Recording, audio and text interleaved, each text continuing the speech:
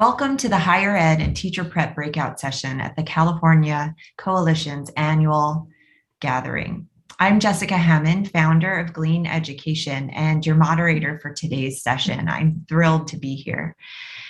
Pre-service teacher training is a critical topic in the wider theme of student literacy progress in the U.S. The 2019 National Assessment for Educational Progress showed that only 35% of the nation's fourth graders are proficient in reading, with stark disparities among students who are Black, Hispanic, and Indigenous, alongside their white grade level counterparts. Researchers from the Florida Center on Reading Research, among many others, have increasingly found that teacher knowledge of linguistic concepts and delivery of explicit instruction in the foundational skills of reading have had measurable effects on students' engagement, word reading ability, and overall literacy achievement. And yet, a national survey on early reading instruction in 2020 from EdWeek's Research Center revealed that only 11% of elementary educators reported feeling completely prepared to teach reading when they finished their pre-service training. We're here today with 4 of the nation's experts on this topic to cast light on the current state of pre-service teacher preparation and explore some steps to move forward. Today, we welcome Kate Walsh, President of the National Council on Teacher Quality, Sue Sears, Professor of Education at Cal State University Northridge, George Ellis, Director of UC Berkeley, California Reading and Literature Project, and Linda Diamond, co-founder and past president of CORE Inc. Each panelist will have 5 minutes to discuss the topic, after which we will have a guided discussion and Q&A. Kate Walsh, please kick us off, and welcome. Thank you so much. I'm really thrilled to be asked to be here today, speaking about the topic I feel most passionately about when it comes to teacher quality issues.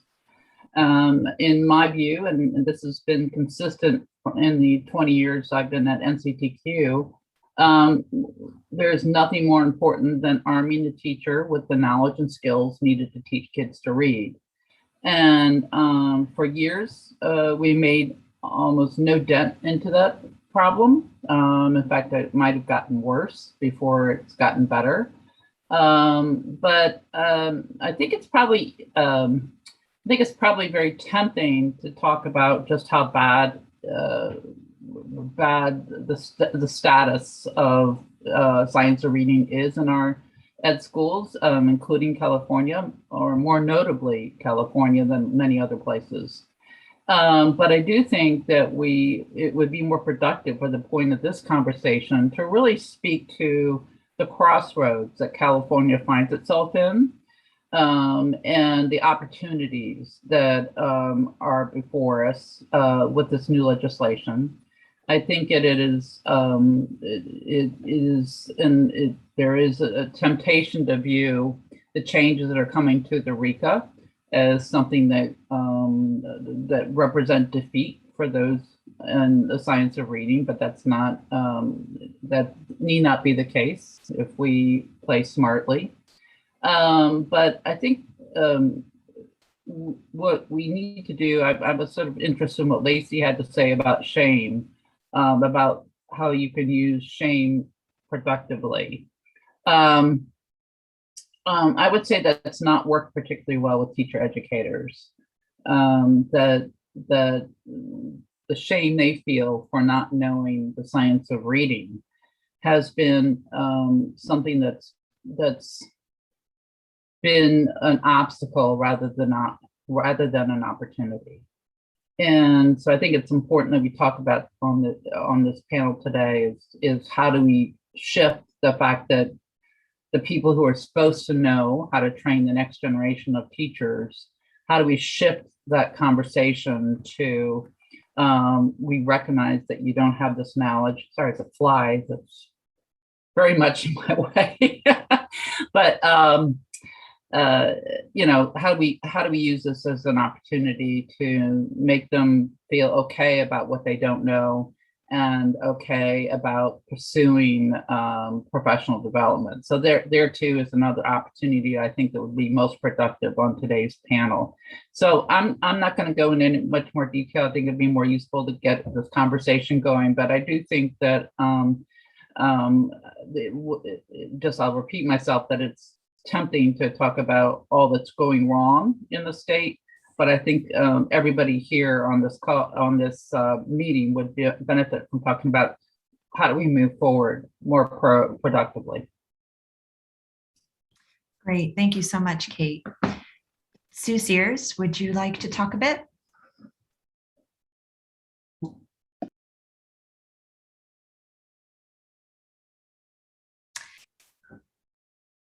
Sue, can you unmute, please? And try again. Thank you. That might be helpful. I was going to say, Kate, I'd like to come back in a conversation about how to shift and what is happening, I think, in terms of shifting in higher education. I wanted to actually start some of my comments with that Ed Week research report, Early Reading Instruction, Results of a National Survey. And I just, this was undertaken in response to the claim that early readers were not getting enough systematic, explicit phonics instruction. And I think, as you were saying, Kate, that teacher education programs are not doing the best job of preparing their teachers to provide that kind of instruction. And they had two surveys, just as a point of sort of context here. One for K second grade elementary teachers and special education teachers, and then one for post-secondary instructors who were teaching reading. And I just pulled out a couple of findings. There are many findings, and if you haven't seen it, I direct you to that. I think it's, Jessica, I think it's available. But when asked, if a student who is learning to read comes to a word that he or she doesn't know, what do you tell him or her to do? And the majority of both teacher and teacher preparation instructors responded, sound it out. And far, far fewer suggested look at the pictures or use context clues. And yet, the majority of teachers and instructors say they teach the 3 cueing systems, and they use text with high frequency words, predictable sentence structures, and pictures that emphasize meaning. And so I think what we see here is a conflict. We have neither, and this was a sort of a conclusion of that survey, is phonics absent in schools, but neither is it universally embraced. And then in fact, teachers are using a mix of instructional techniques sometimes which are in conflict with one another. And that kind of brings me to a second document that I think is important and informative. And that is the CCSSO, A Nation of Readers. And this is the group of the chief state school officers convene a summit in January of 2020. And out of that summit came, I think, a conclusion which is consistent with the Ed Week findings, which is we have a problem with coherence. And I would add coherence within and across teacher preparation, within and across K-12 teachers, within and across curriculum developers and professional development. And so it's not surprising, I think, that their number one recommendation was articulate a coherent vision for improving reading grounded in evidence-based practices. And so the third document I wanted to reference is, well, it's actually 2 IES documents, and might be a place to kind of look for guidance in developing that coherence. And those are foundational skills to support reading for understanding in kindergarten through 3rd grade, a practice guide summary, and its companion piece, which is for teacher educators. Both of those pieces make the same 4 recommendations. And so I think looking towards those kinds of efforts where there is coherence, where there is consistency across these areas of, in this case, teacher preparation and practitioners, is really critical. And I think I guess my message is we have to articulate and present a coherent vision about reading instruction. We've got to align our efforts and we've got to work together. So thank you for this opportunity to talk. Thank you, Sue. George Ellis, would you like to talk for a bit? Thanks, Jessica. And Sue, I'm glad you brought up those documents. I'm going to build on those documents and focus a little bit on that space that begins when teachers begin their credential program, all the way to when they exit their induction program. So that rough 3.5-year period. I currently teach in the master's credential program at UC Berkeley in the multiple subject and single subject credential program. So I'm going to talk a little bit about my experiences there and how we can tighten the standards across that 3.5-year gap. I'm also going to speak a little bit about this legislation that everyone's talking about that was passed last week, the SB 488, which I think Kate referenced at the beginning of her talk as well. And really trying to reframe the conversation around that particular piece of legislation, less on the future of the RICA, but more on some of the aspects of that legislation that really could be helpful and beneficial for us in the science of reading. So just a little bit of information on that for those of you who are not familiar. That was a Senate bill passed last week, and it's a legislation that really looks at the alignment and clarity of expectations for teacher credentialing. So in the past decade or so, some of the expectations and some of the alignment has eroded little by little. So it puts some teeth back into what the CTC is looking for when it comes to giving credentials to our pre-service teachers. And one thing I really enjoyed, we had a nice conversation with some of the panelists to kind of get on the same page, was the amount of specificity that is in this legislation that really leads teacher prep programs in strengthening their syllabi when it comes to foundational reading skills. So I think that's pretty exciting moving forward. It definitely will replace the RICA with the new Ed TPA. So this is something we know. The unknown is what this new TPA looks like, right? So it might look like something very similar to the RICA. It could look like something very different than the RICA. It could build off what other states have done in this area, like the FORA, the Foundations of Reading Assessment that many states are using, or the new Texas, forget what theirs is called, the STR, the Science of Teaching Reading Assessment. So it'll be interesting to see what that assessment looks like.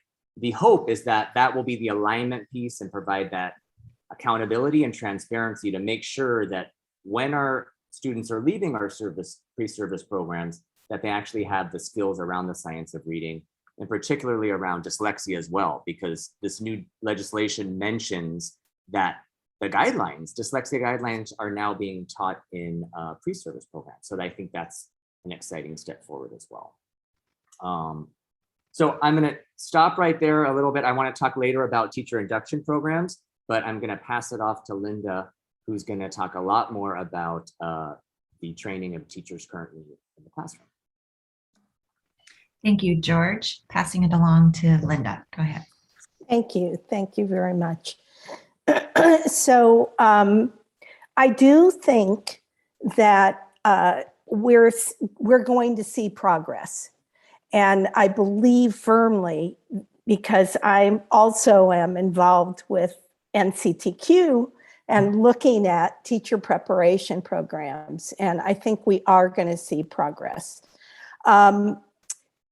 Why, it strikes me that we have, I believe, only 9 people in this session beyond the people who are the panelists, which is a comment in some ways, probably mostly on the interest of the other sessions, but also higher ed has been often the forgotten child in this entire situation that we find ourselves in with reading.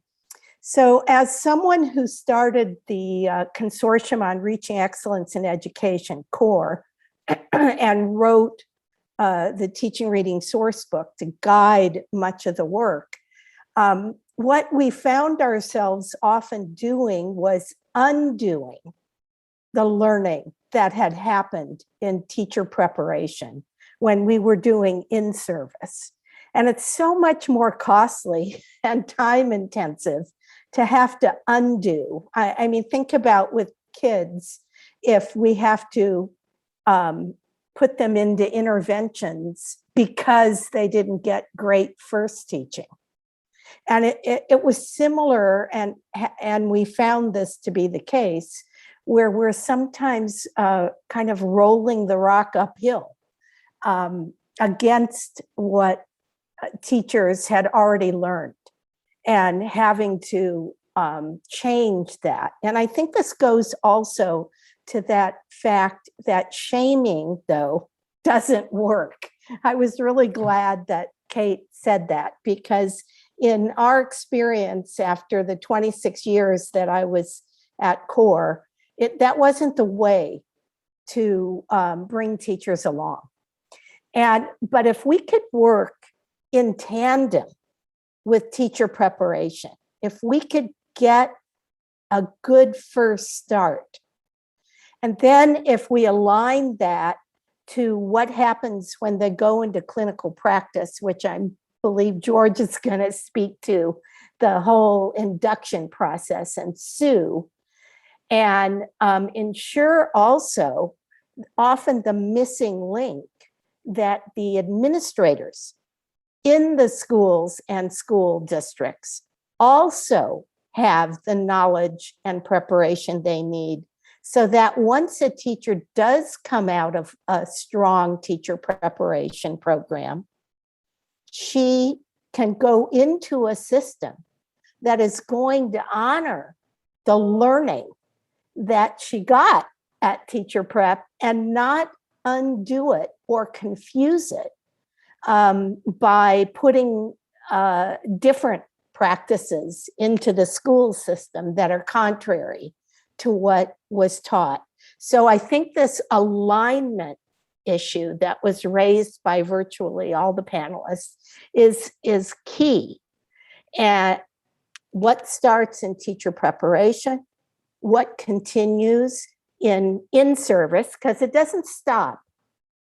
Even with good clinical practice, once you actually start facing a group of kids in the classroom, there is a need for ongoing coaching and support, and particularly also around the materials that you're going to use and continuing those learnings. So it doesn't end, but it needs to start. Thank you so much, Linda. So as we start to ask questions to our panelists, I would love to head back to Kate Walsh and a comment that she made concerning where we can start in terms of the discussion of moving forward. You raised the question of where can teacher educators pursue professional development without shame? And I would love to throw that back to you to start a discussion on that.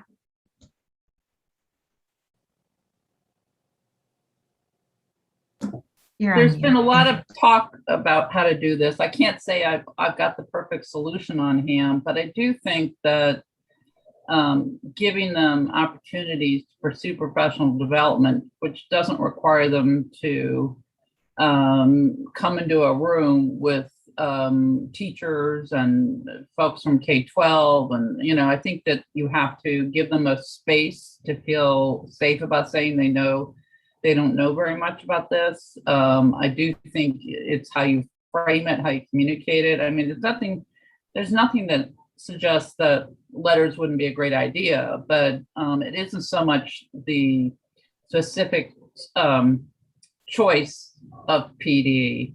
But I do think that there needs to be ways for them to not feel like one state, a governor was going to require them all. I think there's more than one state where governors require them to come in and get letters training. And that I'm very sympathetic to a governor doing that. But on the other hand, I think it just sets us up for a lot of angry teacher educators. The system I think has been most promising has been the UNC system in North Carolina, where that effort has come from the system not from the governor, not from anyone out external to the system, but it's been within the University of North Carolina system that they've said, look, to their 13 institutions, we need to do something about this, and we're going to help you get there. And they're doing letters training, but it isn't, you know, it's more the how you communicate this expectation, not the what. I want to say I agree completely with that. Nobody likes to be told what to do. And as a former department chair, I learned very quickly, you don't tell faculty what to do. You know, you work with faculty and have multiple conversations with faculty. So I think a system-wide approach is good. I just wanted to talk a little bit about a group I'm affiliated with, the UC-CSU California Collaborative for Neurodiversity on Neurodiversity and Learning. And we've been working with the Chancellor's Office and their particular Center for the Advancement of Reading and Writing. And that is a group of faculty from all the CSUs focused on improving reading instruction in the CSU. Our focus is more on neurodiversity and dyslexia. They are primarily elementary teacher educators. And so we've been having, you know, conversations with them. And so those kind of conversations, we've also been elaborating the foundational literacy TPEs and conversations around that. And so I think those kinds of efforts where it's really a conversation, which is very more grassroots, kind of middle level, is much more productive than an edict from anybody. So I would agree with that. I also wanted to just say that the Ed Week piece does note one of their findings are generational differences, which those of you who have read it are aware of. And in that, and that's been my own personal experience as well, in that newer faculty in reading tend to be more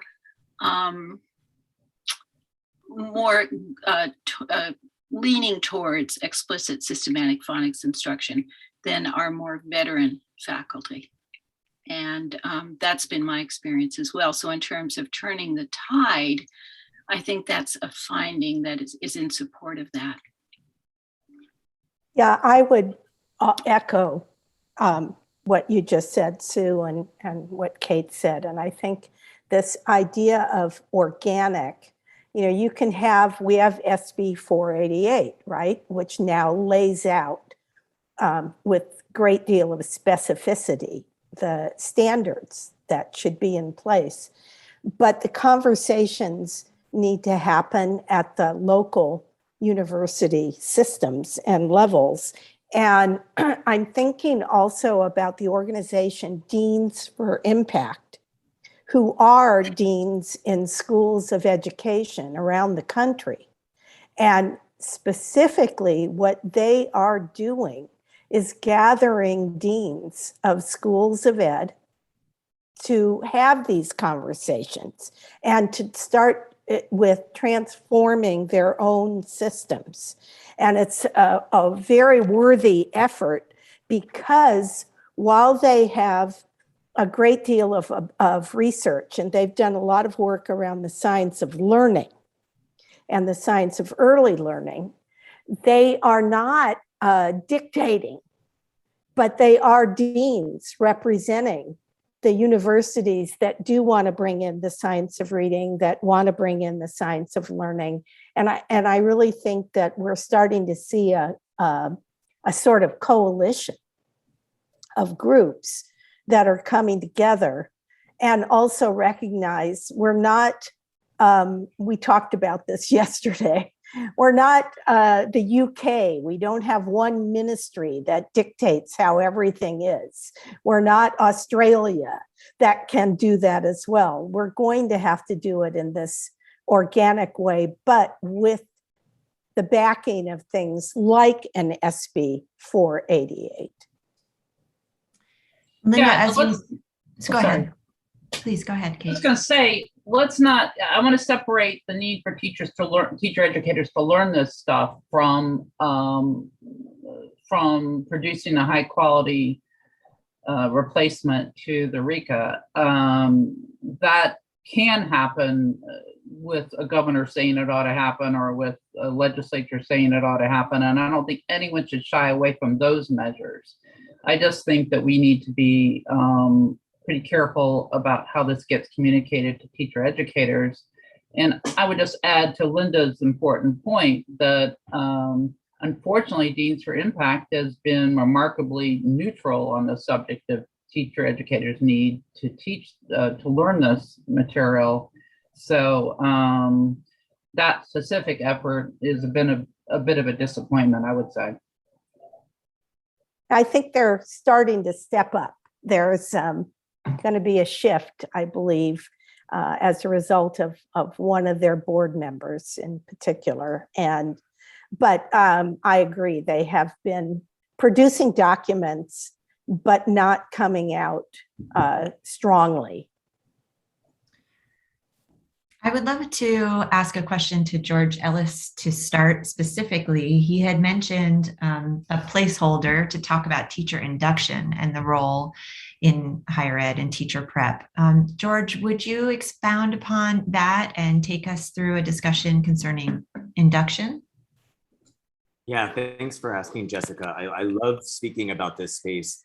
I think when we talk about higher ed, we tend to focus on the year and a half, more or less, that pre-service teachers are acquiring their credential.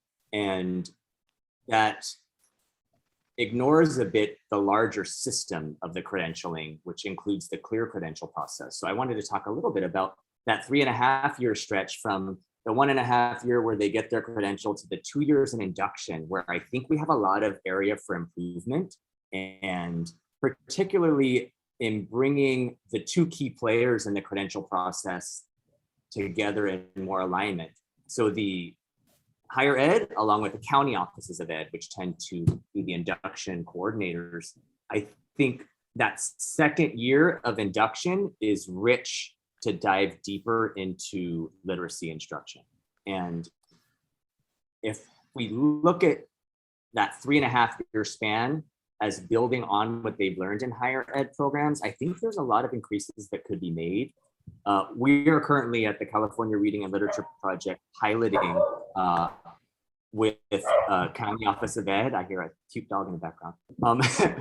It's okay in Northern California to provide that second year of their induction work, all of their PD hours focused on the science of reading, and bringing in the ancillary players who are also really important. So I'm talking about the master teachers that are really guiding our interns in their placement, the people who place student teachers at particular school sites, and also the induction mentors. Kind of like, I think, I'm not sure who mentioned it, if it was Linda, that, or maybe it was Sue, and I don't remember, that some of the newer teachers in the teacher prep programs tend to be teaching the science of reading. That tends to be a trend. I think the same can be said about the mentors in the induction program.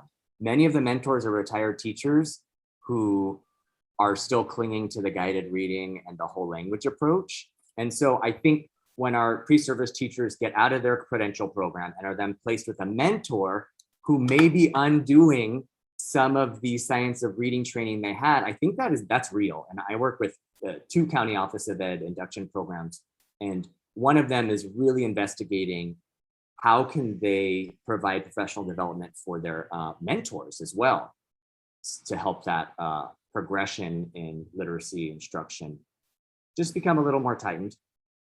But I think that's an interesting space we could look into. And before we pass it on to the other panelists, I wonder if it's a good time to also talk about alternative pathways if we're talking about induction, and what is the processes with which we provide opportunities for this professional learning for teachers who are entering through alternative pathways. Whomever would like to respond and well, like let me call attention to a couple things, especially germane to California, in that most teachers are prepared in a graduate program that's not long enough to provide much by way of preparation in reading or elementary mathematics, which is equally in need of urgent attention. And the same would go for alternative certification. These programs are not structured in a way that respects that there is actual content that would benefit teachers before they got into the classroom, ironically. And I'll say this, I know this firsthand, because in the 1990s, when I was designing an alt-cert program in Maryland, we certainly had a belief that the only thing you needed to be able to teach well was to be reasonably smart and willing. And that was a very naive and ignorant thing to think, but that's the way I thought. And I think that that is the tendency of a lot of the alt-cert programs, is that the only thing that matters is clinical practice. And there is no content that a teacher should have or needs to have to be effective. And that point of view really pervades. There may be a nod in a single course that's not necessarily accompanied by strong practicum. So I find that the most promising approach to how we're going to change how teachers are trained is at the undergraduate level, and unfortunately, that leaves California at a disadvantage. But there is the time that is needed to do this work well. So I just think it's important for us all to understand that there is almost, when we look at adherence to scientifically based reading research, we look at alternative certification. They're probably at the bottom in terms of the attention they give to these issues. And closely coupled, a close second are graduate programs. Really, this kind of content is largely absent. So I think that is a problem that California will need to specifically grapple with. I can follow up on that with, we in California, we do have undergraduate programs, but they are definitely fewer people graduate through those integrated teacher education programs. And I had the privilege of teaching in one at CSUN where we had a language and literacy concentration. So there were, I co-taught with a linguist, and we had 3 courses that worked together. And I think it provided a nice foundation and some of that content knowledge and background knowledge that then those undergraduates could take to their reading methods courses. So I agree that in a graduate program, you don't have time to develop that kind of understanding, and it really does take time. Second thing is, in terms of alternative certification, we do have pre-service requirements. I don't think they talk about literacy as a pre-service requirement. And so it might be something from a policy standpoint, we might want to think about.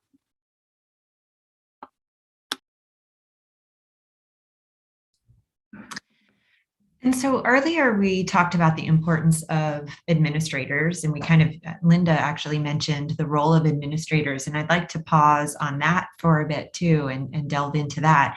Many times teachers can come into a school being prepared, and then they are met with curriculum that might not support the science of reading preparation that they had. So it raises our awareness of the importance of administrator training and preparation.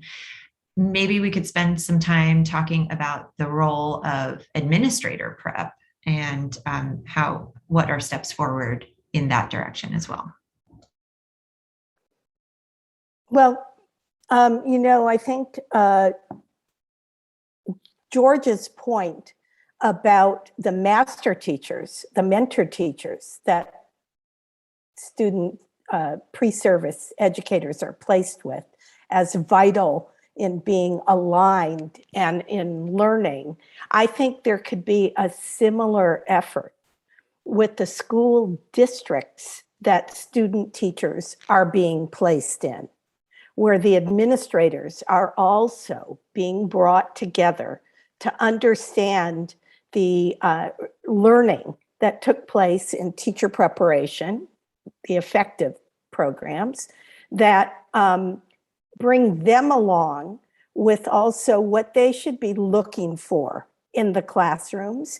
And I suspect that they have some role in determining who is going to be a mentor teacher or a master teacher.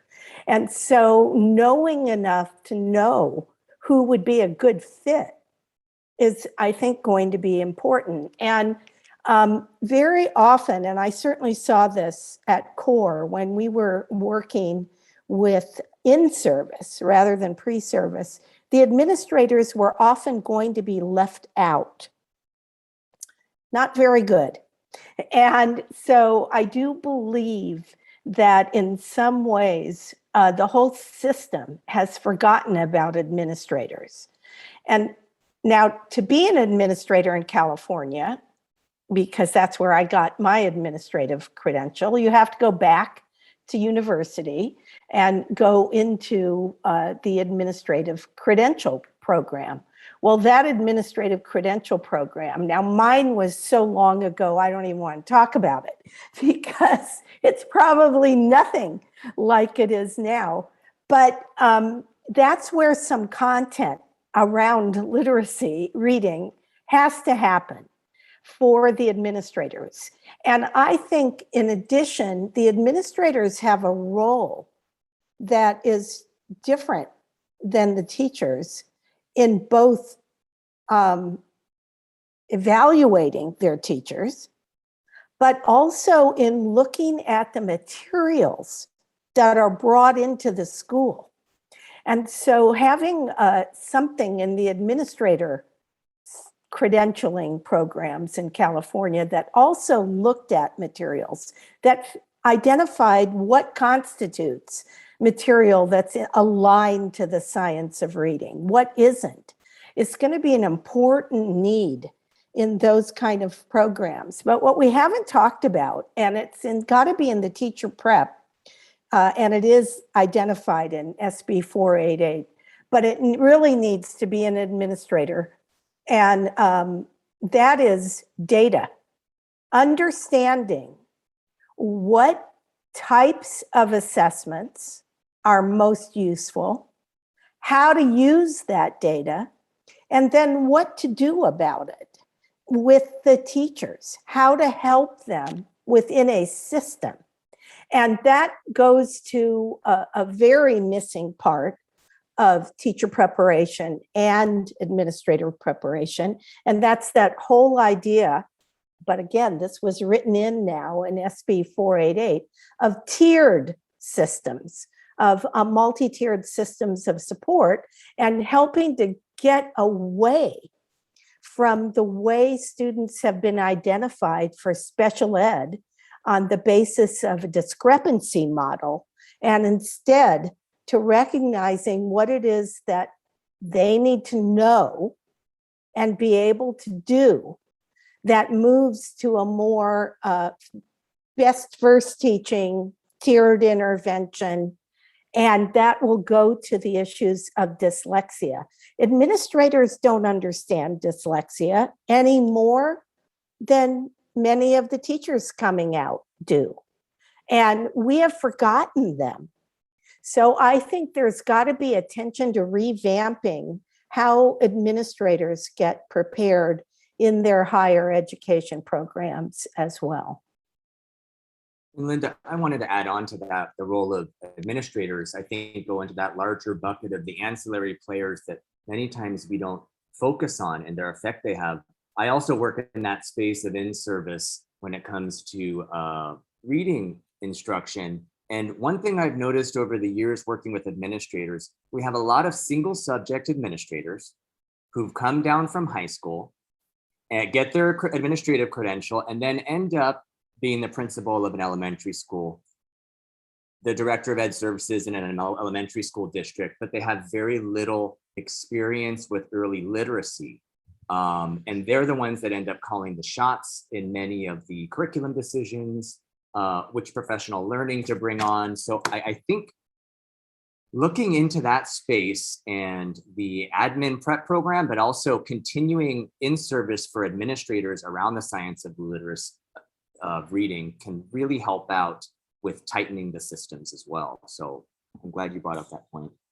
Yeah, I can't agree more. I saw the same thing over the years. And, you know, I'll fess up. I was a high school English teacher and then went into school administration. But I was lucky. I was trained by Marva Collins, whom you heard about in the beginning, and Siegfried Engelmann, who was direct instruction. And that happened only because I had my first year teaching high school at Albany High here in the Bay Area. And I was assigned a class called Skills Lab. And I had no idea what I was supposed to do with a group of high school young men who couldn't really read. And my major was medieval English literature with an emphasis on the miracle and morality plays. Talk about obscure. And so I very quickly realized that I had to learn something. And I went to Oregon and received training from Zig Engelman. And then I went to Chicago and got training from Marva Collins. And that put me on a path to understand early literacy. And you're so right. I think there needs to be some sort of, in the admin prep, not only should they learn all aspects of literacy, early literacy, intervention, dyslexia, materials, but I think there needs to be some tightening of the expectation of the ongoing, what you do if you are only secondary, single subject, and now you're dealing with an elementary school.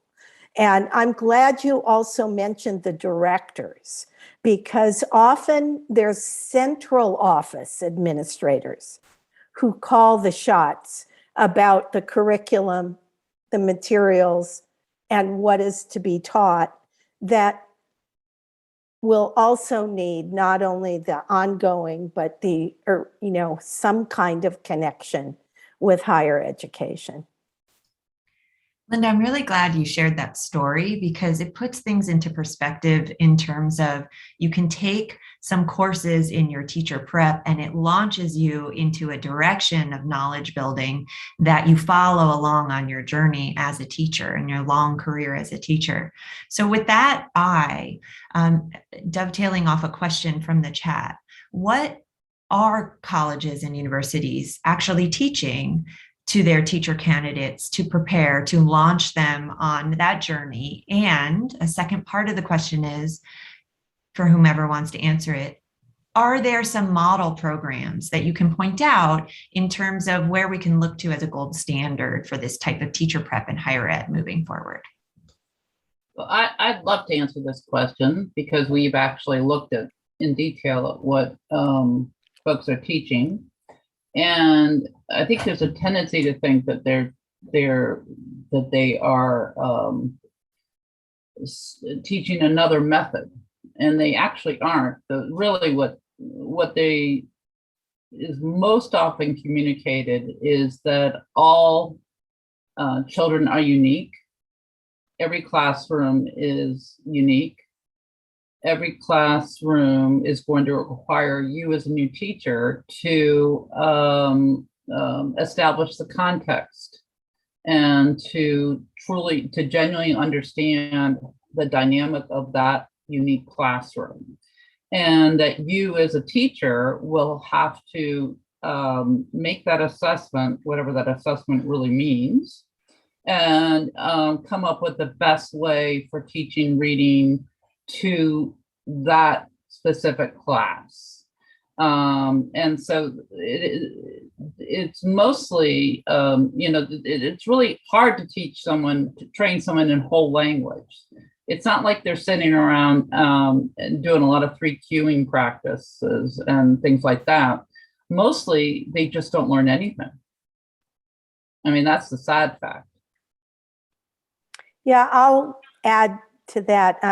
What I'm seeing in some of the syllabi that I've been reviewing are mixed messages as well, where there will be sort of a nod to the concepts of the science of reading, explicit instruction, but then in the same course, there'll be the cueing systems, guided reading, level text. So you kind of come out a little bit confused about really what is the right thing.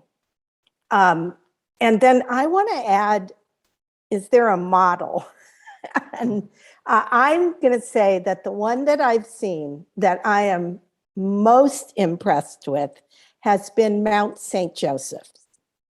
And I'm sure Kate would echo that. And they're, where are they located? I'm blanking on that.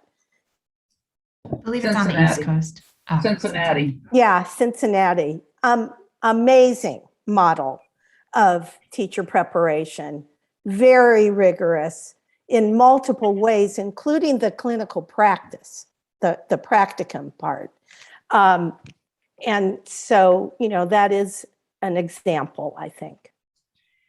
Linda, in the chat and for all of our attendees, I popped in a link to the university programs that are accredited by the International Dyslexia Association. Mount St. Joseph's is on that list, and among others, including Fairleigh Dickinson and several other amazing universities. So that's something to peruse. Jessica, let me insert a caution though, because when we came out with our reading ratings, this is in Philadelphia, and they said, well, we have a whole bunch of IDA accredited programs, and you've given them D's and F's. What IDA is often accrediting is the reading specialist certification. So we're only ranking the elementary teacher certification. And so unfortunately, people can go to an institution, an IDA accredited institution, but they're often not in the right track to get the good coursework.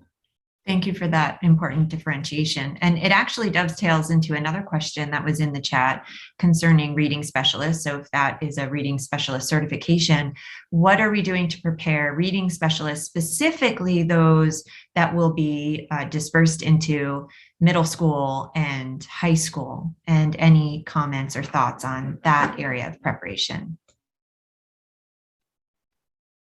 Oh my goodness. Well, boy, where to start? So having been a high school English teacher who knew nothing about teaching reading until I went on the journey I described, and I did that because it was either that or quit in my first year and sell real estate. I think that secondary educators also in their single subject credential programs need to have an understanding of reading and literacy. It doesn't stop. They need to understand the underlying foundational skills, not that they're necessarily going to be teaching the phonics or teaching the phonemic awareness, but they need to understand enough to recognize why they have students that are struggling, and they are. They have students who are reading at third grade level in high school. I've seen it everywhere. And are, as Lacey talked about, while those kids need a strong core grade level, they also will need some kind of intervention. And this is where those interventionists, that question that was brought up, there does need to be somebody specialized who's doing that. And it's not just special ed. None of the guys that I had in high school qualified for special ed. They just had not learned to read. And I think that there needs to be that, and it is a funding challenge as well. But there needs to be attention to having somebody in every secondary school who has that expertise, who had learned and added kind of certification, if you will. But it can't be just that we're focusing only on early. We have to focus on early grades, but we've got a huge number of students in high school and middle school who are struggling readers. Can you all talk to, Follow oh, up yeah, on go that? ahead, Sue. Well, Yeah, I sure. wanted to follow up on the secondary issue with a project that we did, which was a literate adolescence intervention project. And back to the comments this morning, that curriculum is free. And so I think there are efforts out there at the secondary level. I also wanted to, I saw, Richard, you had a question about CTC. And I think that in terms of how do we move teacher preparation programs, CTC is critically important in that, because we are accredited and we meet high standards, and the standards which the CTC provide is leadership in where teacher preparation goes. So I just wanted to acknowledge that, Richard. Thank you for that question. And Yes, thank I you. think the public, and I think, our friends at Decoding Dyslexia are really important here, because we're going to have to hold the CTC accountable. And the legislation did build accountability reporting and transparency into SB 488. And we're all going to just have to be aware that they have that responsibility, as Sue said, and that we hold their feet to the fire, so to speak. Well, I think that's going to be important. NCTQ is holding their feet to the fire, and they're not responding very well. I mean, we have now requested them to turn over their first-time pass rates on the RICA for 2 years, and they have done nothing but stonewall us. So they're one of only 8 states which has refused to turn this data over. Yeah. We have a little under 5 minutes, and I would love to have the last question be one of looking forward. So I'll ask this of George Ellis to start, and then whomever wants to add too. But what are some potential solutions to these challenges and barriers? George? I think the larger theme of our panel has been alignment. And one area that I see with my pre-service students where there's a lack of alignment is in the assignments we're giving them in the classroom, and then the classroom setting many times where they're placed. So for example, they'll be asked to lead a structured literacy lesson, yet they only have guided reading books in their classroom. So I think looking into the relationship between the master teacher or collaborating teacher and the pre-service teacher is, I think, an area that will reap benefits, because a lot of times we think about our own student teacher placement. I learned more from my master teacher than I feel like I did in my credential program. And I think we could pay more for those master teachers. I would like to see that. And then with that larger stipend for them, increase the requirements when it comes to literacy, and increase the professional development for the master and collaborating teachers, I think would really help to back up the science of reading that is being taught in the credential programs as well. Yeah, and I think also, since we have a real opportunity in California now with SB 488, to be involved with the development of the new teacher performance assessment.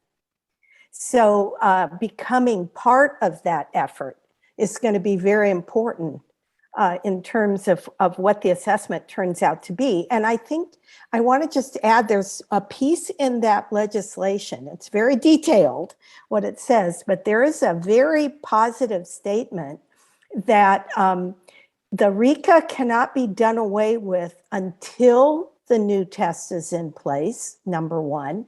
And if the agency that manages the testing with the RECA, decides to no longer administer it because it's not cost effective, then California has to find another assessment from another state in the interim that does match the standards that are expected in the legislation and use that until the new TPA is developed. And so I think that a system has been built. And by the way, that includes reporting the pass rates. So while it has not happened, it's going to have to start happening under the new regulations. Well, Sue, would you like to say a quick something? Yeah, and just to follow up, that Sure. legislation also asks us to look at the standards.